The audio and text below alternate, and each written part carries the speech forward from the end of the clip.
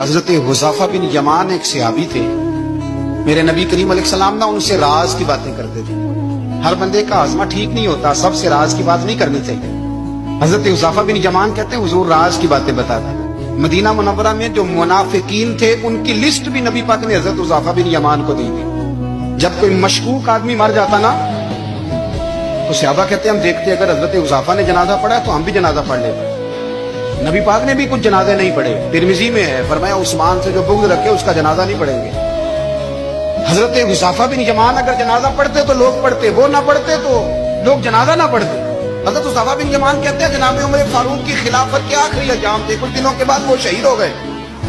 فرماتے آدھی رات کا وقت تھا، میں گھر میں سویا تھا بڑا بے فکر، اچانک میرے دروازے پہ دستک ہوئی، میں گھبرا کے اٹھا، اتنی رات کو کون آیا؟ اتنے قربان جاؤں، دروازے پہ گیا تو امیر المومنین فاروق اعظم دروازے پہ۔ میں نے کہا عمر کوئی حکم تھا تو مجھے بلا لیتے۔ کہنے لگے میں نا امیر بن کے نہیں آیا، تیرا ویر بن کے آیا ہوں۔ امیر المومنین کی حیثیت سے سرکاری کام سے بلاتا تو وہاں بلاتا، مجھے ایک ذاتی کام پڑ گیا۔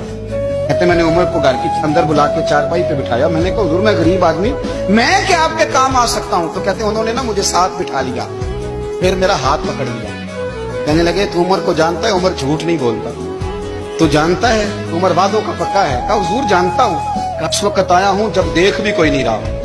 حضرت حذیفہ بن یمان کہتا ہوں پریشان ہو گیا، حضور پہلیاں نہ بجھوائے، مہربانی کر بتائیں کدھر آئے ہیں؟